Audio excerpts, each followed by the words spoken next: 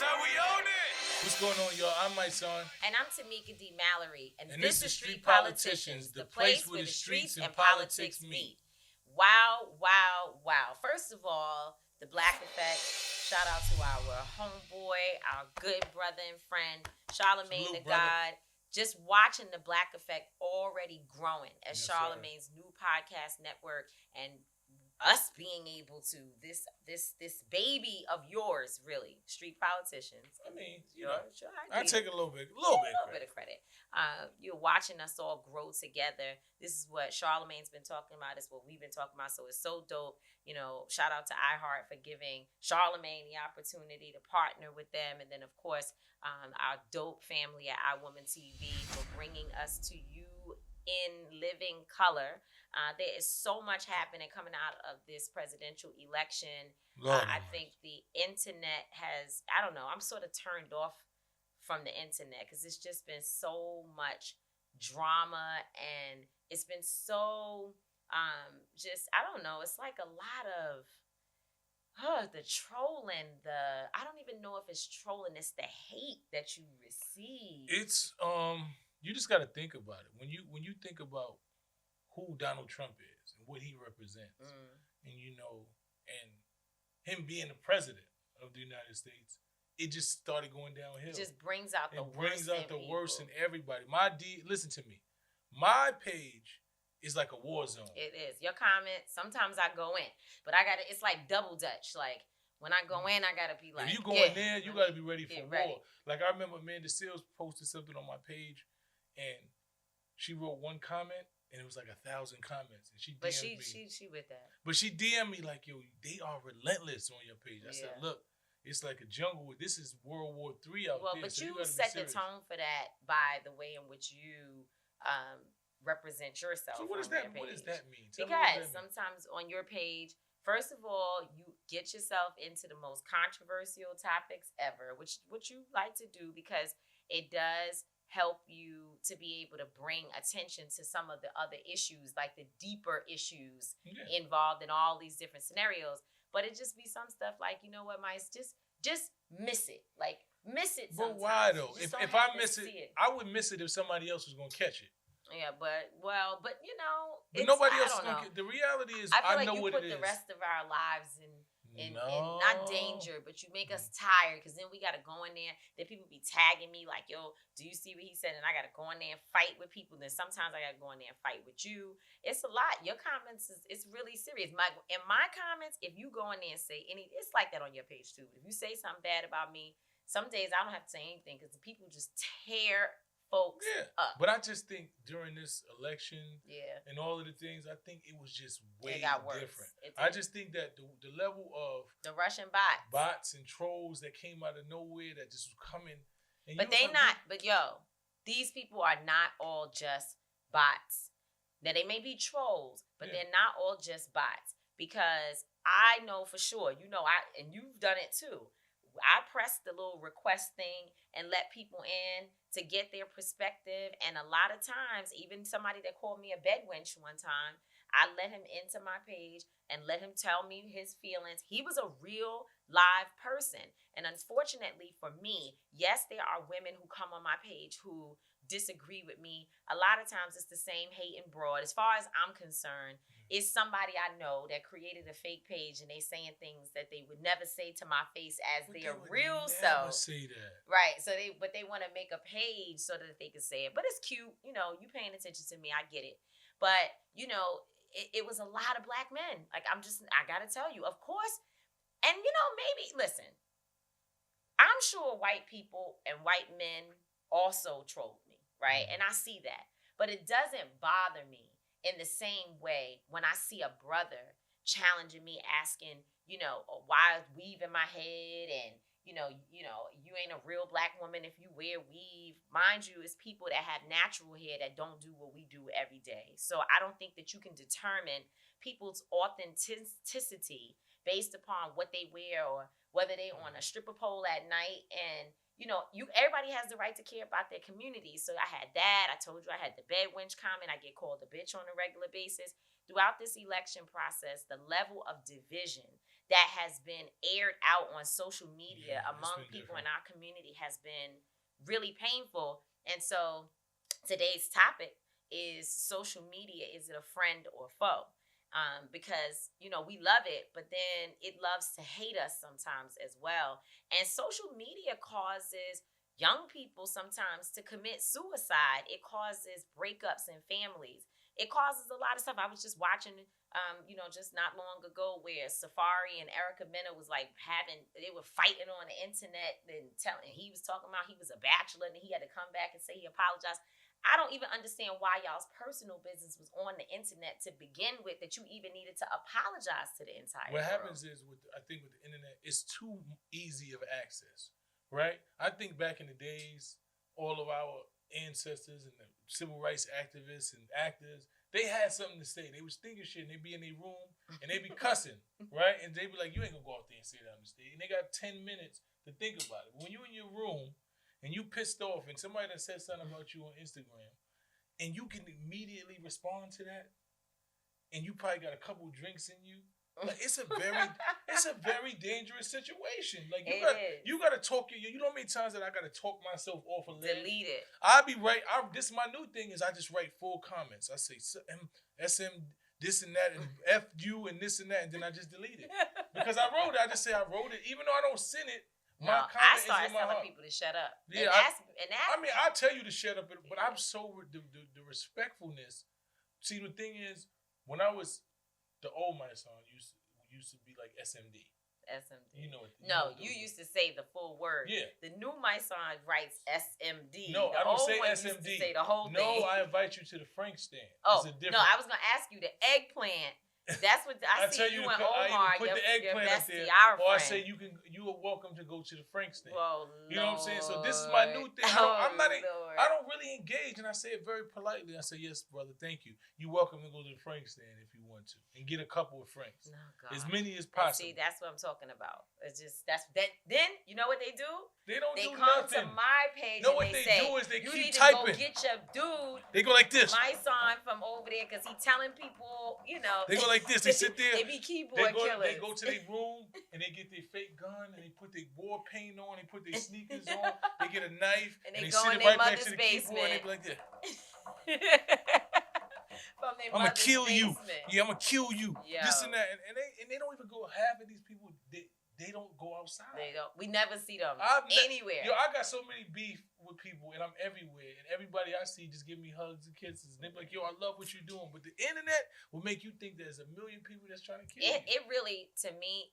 One thing I will say, though, during this election cycle, it was super important that people went to early vote. And there's so many people that didn't even know early voting was a thing.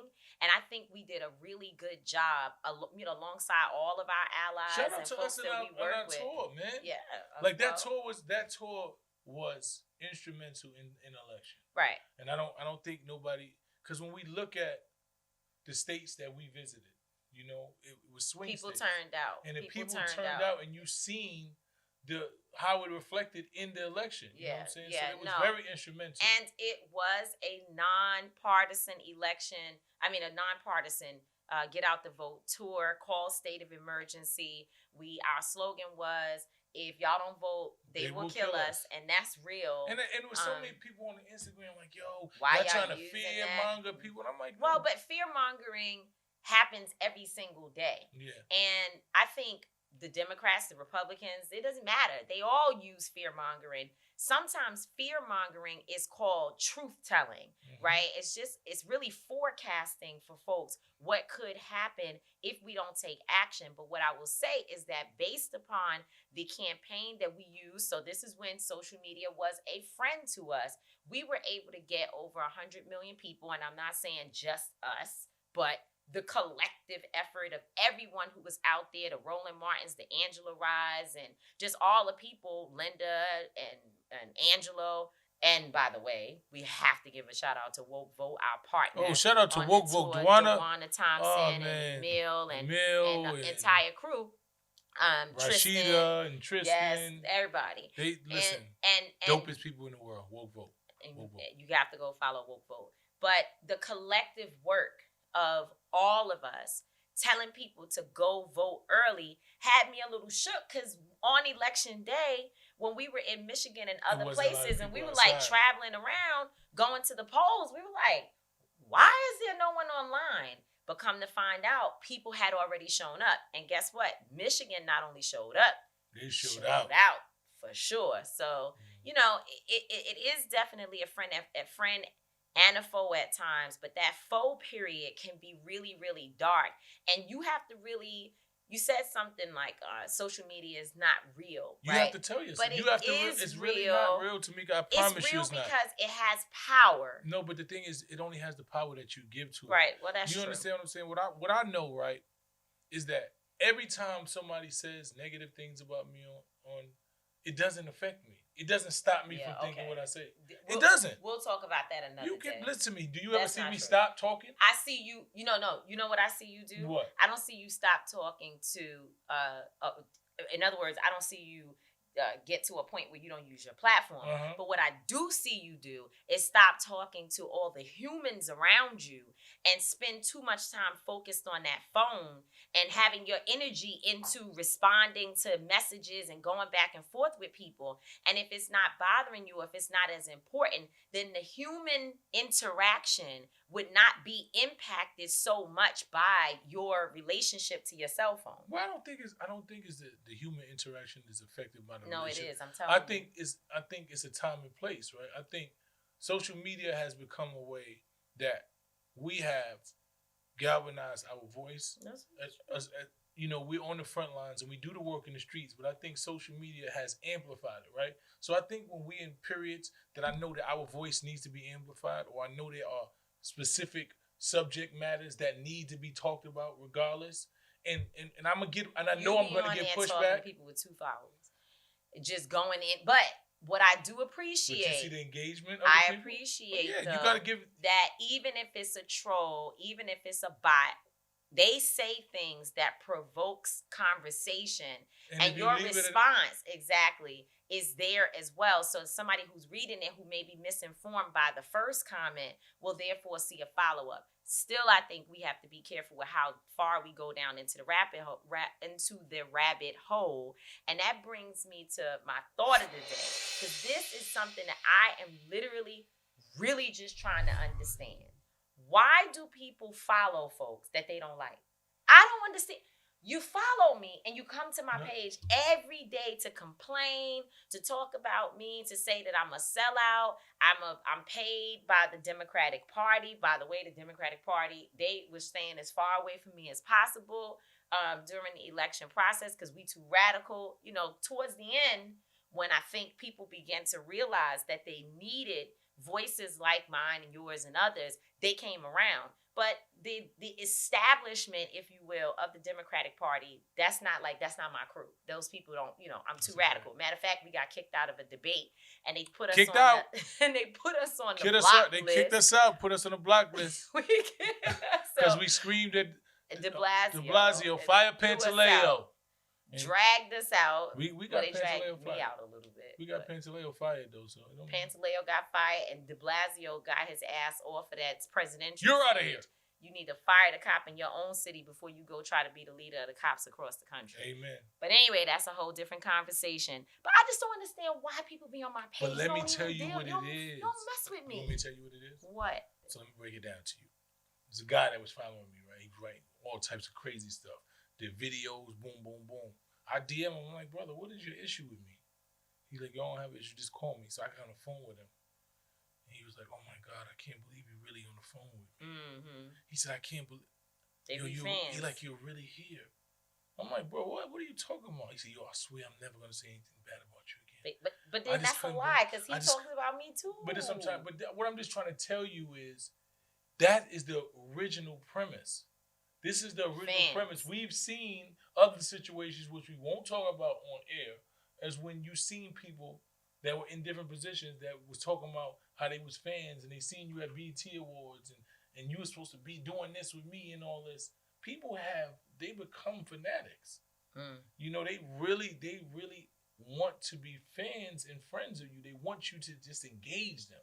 So they get on your page just looking for it was a guy that used to come on my page every post. and I didn't understand him. And then I went to his page, and he actually was we repost things that was positive about me. And I'm like, this is the weirdest stuff I've ever seen in my life. I think a big part of it is that people don't have anything else to do with their time and their lives. They're sitting in their homes, they lonely, they have no friends to tell them. Like you know how when you go to an Instagram post and you see the comments, like the preview of comments, you could see your friend, the person you following who made a comment.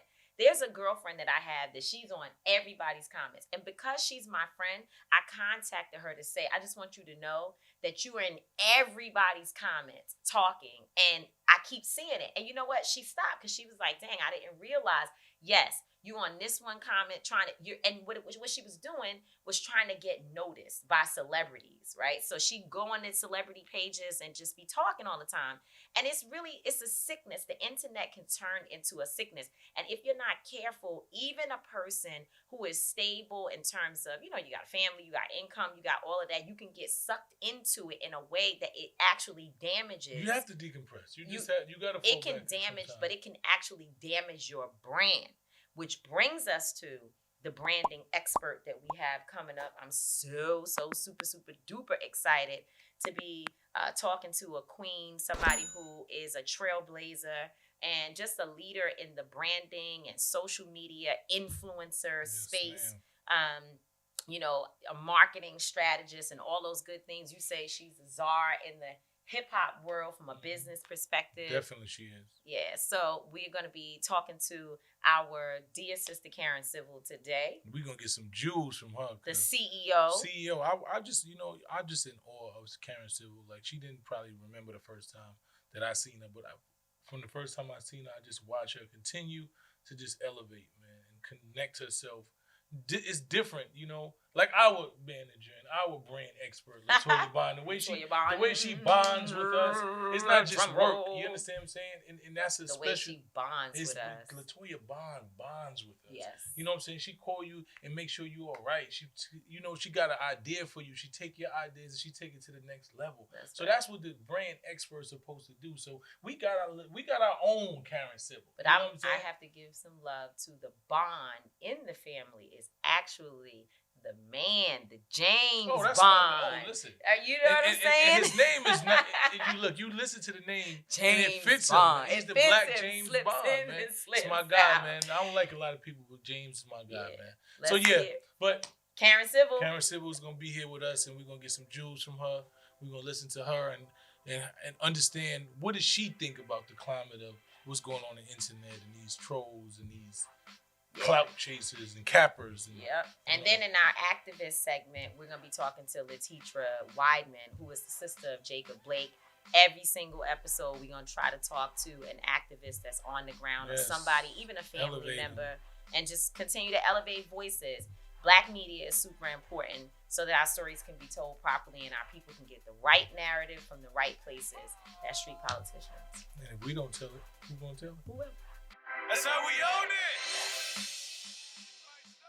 So I am just super honored to be joined today by a colleague, a homegirl, and someone who I am definitely so inspired by.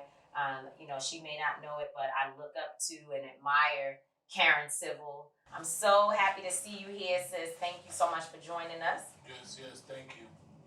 Thank you so much for having me. Congratulations on the show. Thank you, man. She's a fan, but I've always admired you, being in the industry and just seeing how, what you've done, how just knowing the story, the backstory, just seeing you grind and the way you just pretty much, like you say that you are a creator and a CEO, but I think you actually create CEOs. Thank you. So thank you. I admire your work definitely. Yeah, a media mogul and branding expert. I think that anybody who does not know Karen Civil needs to do some work and also follow the tips of the day to learn how to, strategize on your own career. And again, I think what my son says is so true that you, Karen, have been able to sort of chart your own course. Like, I don't know many people like Karen Civil. You definitely stand out in your own space. So that's why we wanted to talk to you today. Election was crazy. Presidential election, still dealing with the remnants of this election. And, one of the things I think we recognize the most is how much social media plays a role in everything that we do, but certainly in the presidential election. And, we just recently had a conversation with the young sister, KJ, which she went viral while speaking before a police council. She was kind of like, she was giving it to him. I don't know if you saw the video. She was all over the internet, of course. And, but now, she's dealing with intimidation from the police force and threats and other things, and that also comes along with going viral. So it's such a, it's a situation where it can be good, but it's a catch-22 because you always find yourself on the other end of the sword sometimes. And so just wanted to kind of talk about thinking about this election, like what should we or should we not be doing on social media? With a situation like KJ, I loved her utilizing her platform. Unfortunately, the backlash of police and officials, they're embarrassed, and Mm-hmm. I don't think they thought a lot of the times that our voice is going to be so loud, and they didn't think that that was going to be so social and prominent. But I'm glad that she was able to utilize her platform like that, because that's how we find out what's happening in certain communities, and that's what I love about social justice and people who are utilizing their platforms in these ways. Because unfortunately, CNN and Fox aren't telling us about our community. It has to be us telling each other, how you both and your organization utilize and tell us what's going on, how we can help, what we can do. And it's great that there are people on the ground. So with that type of situation, I wouldn't tell her to do anything different. It's unfortunately when you use that your platform in that way, where you eventually have a target on your back. But use your platform, and that's what it's there for, to do that. And if it's something that you really love and it's something you really want your community to know about, I'm a big believer in the power of the tongue. So when I saw on Twitter she was like, they're trying to kill me, I'm like, listen, let's figure out a way. Hopefully, Mm. she gets with her team to figure out a way to help with that situation, to make sure that she is protected. But let's not speak this into fruition that something's going to happen to you. Amen. You've been so successful at utilizing social media and having artists utilize social media. There's such thing as trolling right now. Mm-hmm. And I see so many artists and just different individuals who just utilize social media, and I don't think they even think about what they say. I just think they just try to get a reaction, and it actually works. You know, what do you say about that? The trolling versus actual really utilizing social media for something that's you're building a brand, or what is the difference between trolling and just building a brand? Building a brand is you're trying to create a platform and a resource to help other people. Trolling is somebody who is for self, who's ego driven, who wants popularity, and who's trying to make a moment about themselves. So when I see somebody like Little Pump, you're trolling, you want us to care about your music, you want to make this election about you. I don't give a fuck about you, because it's not about you, especially when children are in Amen. cages, people LGBTQIA plus are having their rights taken away. The government and officials are trying to tell us how we're supposed to utilize our ovaries. These are the conversations that matter, not you trying to get back onto iTunes, because the last time we cared about you is when you did a video with Kanye. Mm. So those type of trolling that's self-serving, that's ego driven, and that has nothing to do with trying to create a community, trying to have purpose, or anything else. That's just a moment. If I was a young person talking to you, I would say, well, I try to do the right thing on social media and I have 200 followers. But the trolls seem to have thousands of people who follow them and want to see that content. So, how am I going to be able to create the same interest, but using things that are not even just socially conscious, but just not being an idiot on the gram, you know? But it's like, it's with those type of situations, how long those followers aren't engaged with you because they really like you, or like Mm. they're really interested, It's just your entertainment for the moment. They don't care what happens to you after this. There's no real substance there. And I always utilize this quote where I say, never step over a dollar to pick up a nickel. And that dollar is your integrity and just your moral compass and things that are of your values. It's just like that's more important than a million followers. I'd rather have 1,000 authentic followers who will engage with me, who will actually, if I drop something, purchase it, really support me. We see it now. There are people who got millions of followers and they can't even crack the top 10 on the Billboard charts. And I think that's one of the things I've admired about you, just watching how you were able to see, like, R.I.P. to Nipsey, just seeing that he was one of those artists who was taking the long route, that wasn't gonna compromise, and you utilized your skill set, and you took what he had. And the way I watch y'all build, I sit and watch. People don't really realize, but I watch y'all sit and build from step by step.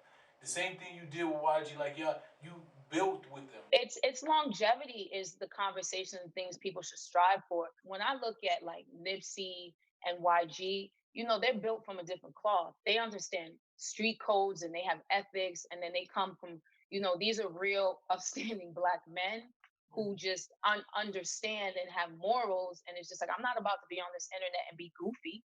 It's like even with Nip, there would be times where like websites trolled him and he'd be like, yo, I'm gonna smack the shit out of you when I see you. He would find the writer and be like, I'm gonna smack the shit out of you. And they'd be like, yo, it's just a post. And he'd be like, no, that's not how it works. I don't like, I'm a man. I am a man on this internet and off this internet.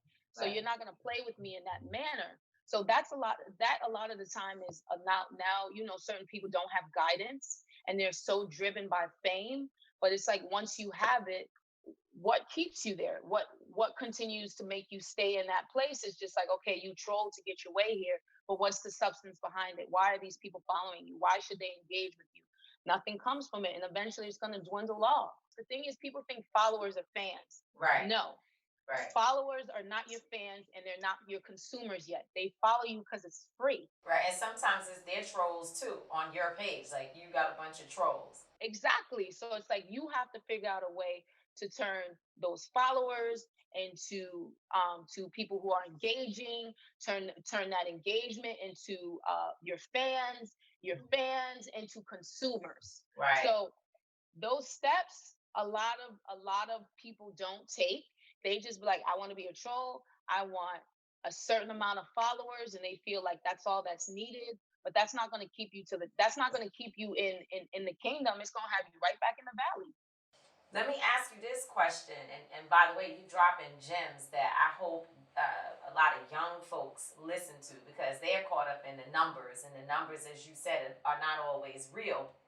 But I had a situation during the election cycle where an elderly person who I'm friends with was sharing fake news. And I'm wondering, what are you saying to your artists and other people that you're closely aligned with about how they should go about researching information before sharing and posting stuff? Because everybody's just sharing anything.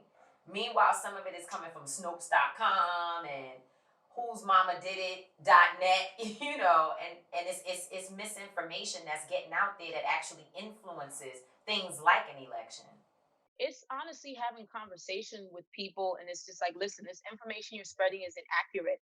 On Facebook, it got to a point on my personal Facebook, I had to delete and remove people that I was friends with from high school, who I engaged with, and a lot of the propaganda they were sharing, I'm like, listen, this is inaccurate. First, I would tell them, this is a bit inaccurate.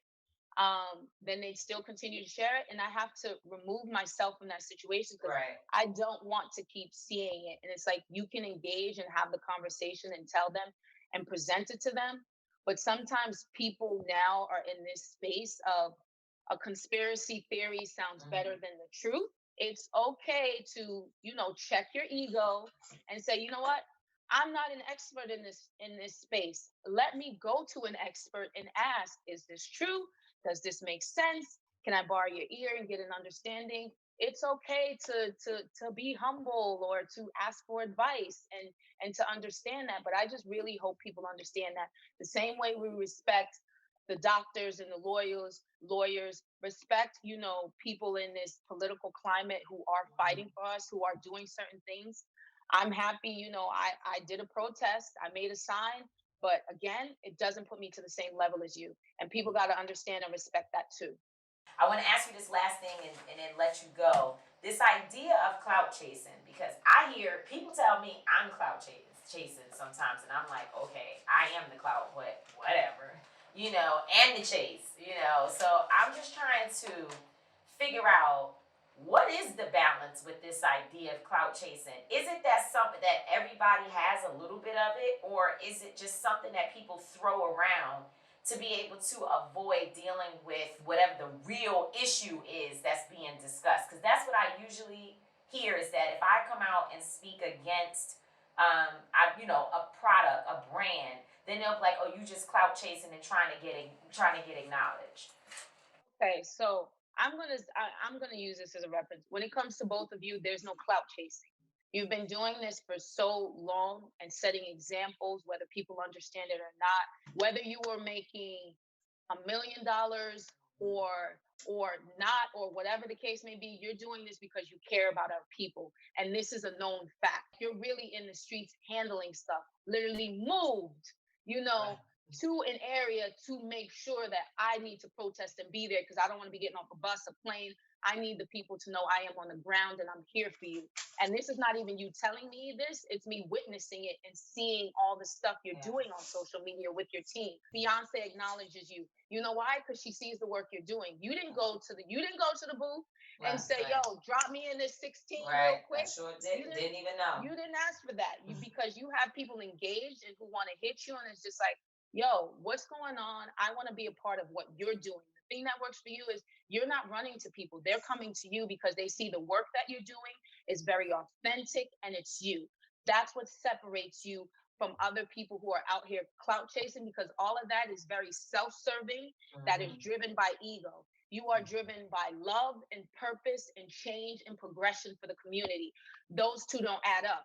So whoever's doing that, you might want to send them back to school because obviously they don't know how to act. Well, we definitely appreciate that. You took them to school. Right? That was a whole lecture right there. So when y'all get them messages, yes, y'all get them messages. Y'all can send them my way. Because we can send them to you because we gonna be like, all right, Karen gonna tell you about clout chasing. We want to appreciate you. Folks. Yeah. The work that you do is phenomenal, man. Just thank you. I've been a silent, just watching you. Any artist that works with you can attest to where you've taken their career. I've visibly seen that. So I just want to celebrate you and give you your flowers right now because you are awesomeness personified. You no longer behind the scenes. You are the scene. If they want to make something of their career, they need to call Karen. Thank you, sis. I appreciate it. That was a part, right? That was a part. We love you, sis. Thank you for taking the time with us. So much. Appreciate you. Come to Street Politicians anytime you want to talk. And we're gonna need you to help us with our strategy and branding. I'm here. I'm here. You know, we talked yesterday, so I'm here when you guys are ready. We got you. All right. Love. Thank you, Queen. Thanks. Peace. That was pretty cool. I mean, obviously, Karen has a wealth of knowledge. She's a legend in her own right. We know what she's done. But it's, conversation, we always sort of come back to this idea that Black women, it's like, what do you do? Are you really qualified for the job that you have? But we know that, she's really an incredible voice, and she also has a lot of character. Because, when you meet Karen, if you don't really know her, she's not going to just be super duper friendly, which I understand because there is so much negative energy out here. But as you get to know her, you know that she's like willing to help. I mean, she's been supportive of our organization Until Freedom, steps right in and is always super strategic in her thinking. And so I love her. Definitely admire the sis. She's a dope personality. What she's done, the contributions that she has to hip hop is not even known by most people. She's been behind the scenes, but now, like you said, she is the scene. So that was definitely a dope conversation. And it's so much more that we could have talked to her about, because branding in itself is something that she does, and how she's able to align brands, with social good, with artists and entertainers and athletes. That's it's a skill. Like, everyone doesn't have it. And how she is able to do it while allowing the personality, if you will, to be authentic is a whole other conversation. So we've got to invite her to come back. How's she gonna do it for us? We have to go back and talk to our sister. But of course, our super branding expert, Letoya Bond. Letoya Bond. Woo, who is that? Letoya Bond. Who is Letoya Bond? Letoya, my manager. Letoya Bond is the manager extraordinaire. She's the mama. She's the big sister. She runs the show. Letoya Bond she's a queen, and we love her to death. I'm so, happy that we continue to do this segment, dealing with activists in our community, people who are on the ground across this country. And today we're being joined by a young woman she sort of serves dual roles. She became an activist, which, first of all, we're going to talk about it, but I'm sure it was already in her spirit. So if she wasn't on the ground, she should have been, because, you can hear it in the passion that she speaks with. But she certainly got thrust into the limelight, unfortunately, as a victim, a family member of a victim of police brutality, and that is Jacob Blake, who was shot in the back by police officers just a few months ago. Thank God, he lived. He was paralyzed, but he is not deceased. And unfortunately, too many times the hashtag is that this person is no longer with us, and that didn't happen in this situation. And so it's really good to be joined by this young woman who is now using her voice, not just to talk about her brother, but also to shed light on other families and other situations that have happened across the country and things that are happening in her local community. So I'm so excited to have Letetra Widman to join us again, the sister of Jacob Blake, who has lots to say. And I know, because I talk to her on a regular basis. Letetra, thank you so much for being with us on Street Politicians today. Hey, Queen, how you doing today? Hey, Mysonne. Hey, Tamika. Thanks for having me. I do want to get any opportunity I can to make my voice heard, but I definitely was into activism way before my brother was shot. Mm-hmm. Actually, my family calls me Letetra X, or Malcolm X Jr. Malcolm X father. I've been protesting for a long time. I did a Black Lives Matter protest in Evanston some years back. I had my free double dutch class at Falls Park District in North Chicago. I was doing gardens with the kids on my block. We would do community cleanup where we would just go and take all the trash. And I live in a neighborhood that we can call, I guess, the hood. I just was doing my own little projects. Anything I could do to get my hands in something to benefit my community and the children, the youth in my community, that's what I was doing. But that's so important, right? Because some people think that being an activist or being an organizer means that you have to be on the front line marching and protesting and being arrested or committing acts of civil disobedience in order to get your voice heard. We don't often consider what it looks like to take care of your community, and how activism also lies in the idea that we have to be internal about our fight just as much as we are external. Yeah, definitely. And a lot of people forget about that part. They show up to the protest and they, or they're rioting, they're doing whatever they're doing. And then whenever they get back home and everything settles down, they kind of like forget and they go back to their regular lives. And before my brother was shot, it was always something on the forefront of my mind. And I felt very compelled to do something. I just didn't know what exactly I could do or I should be doing. And so I just, put myself in different positions to serve.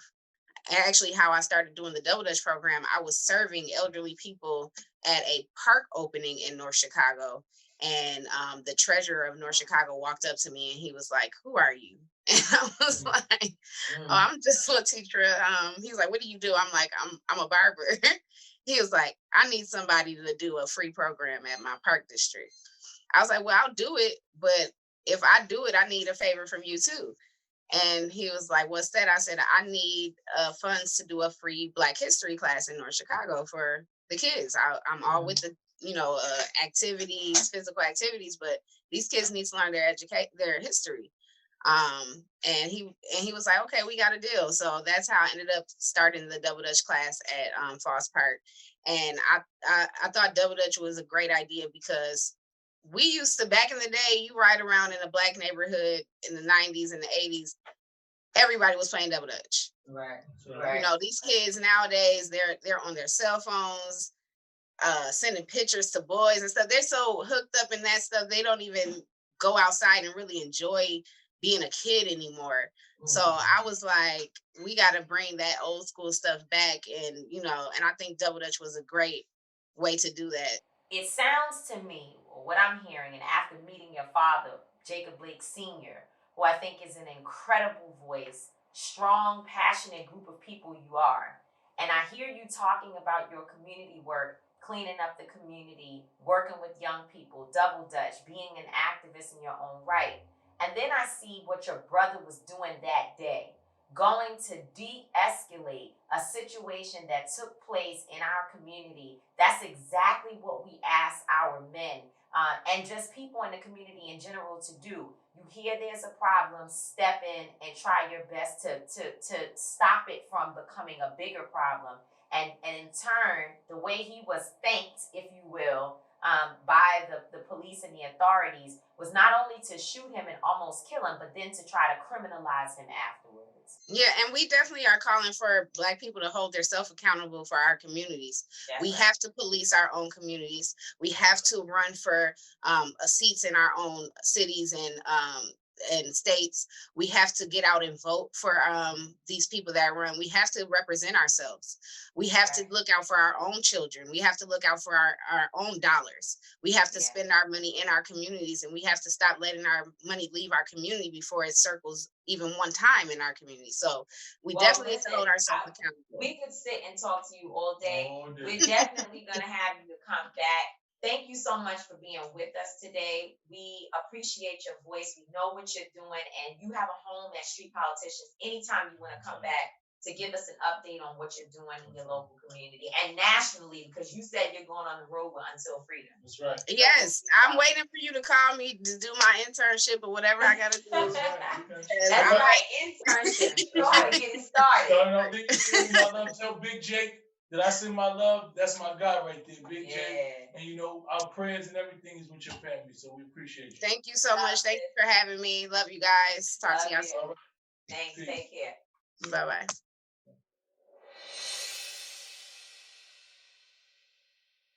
I love her.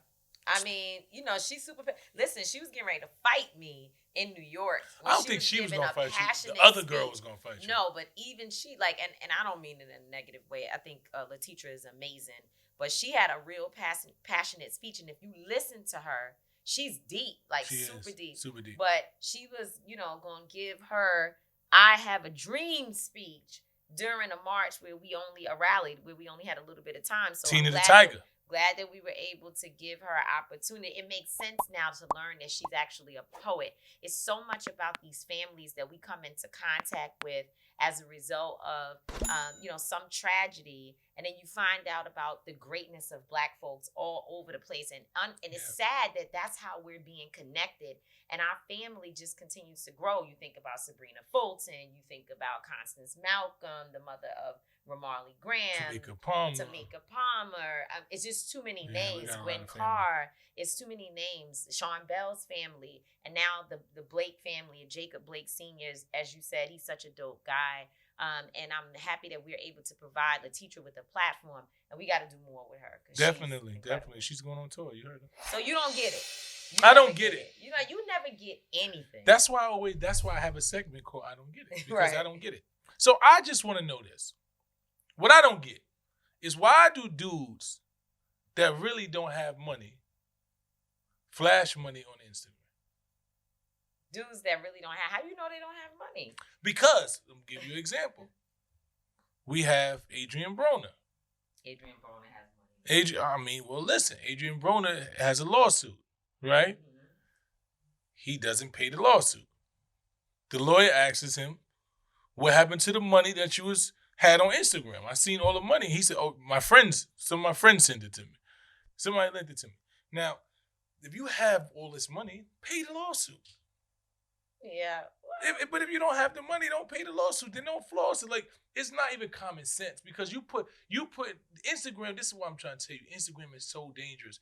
You put yourself in so much jeopardy. Yeah. With the law, with the thieves, with the stick-up kids. Thieves. Everybody is coming for you.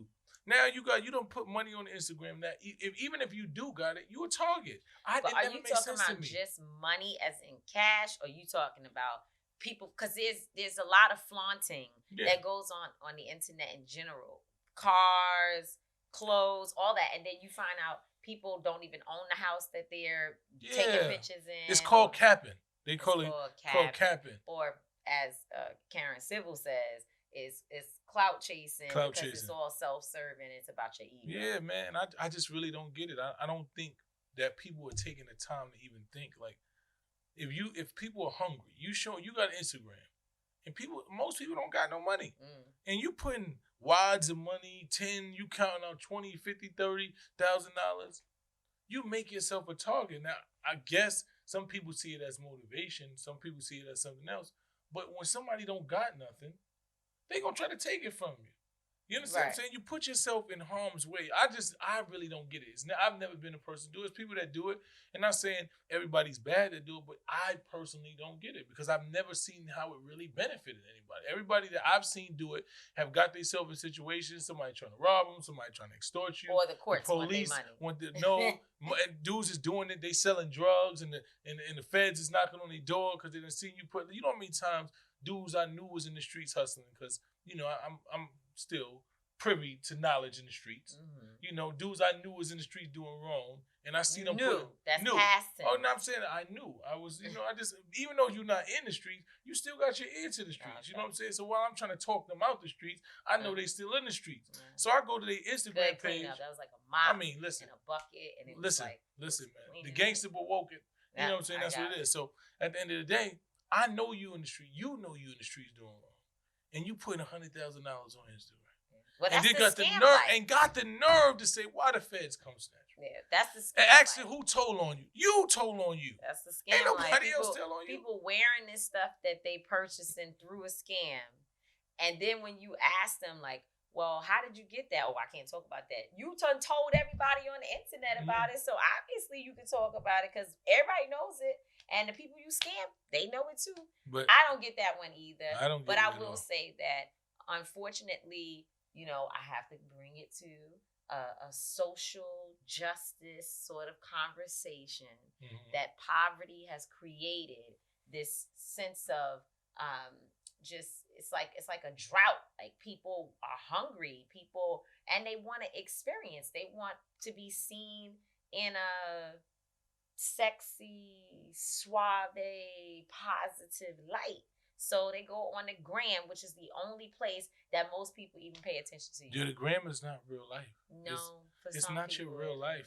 People are trying to live their whole life based on the best 60 seconds of somebody else.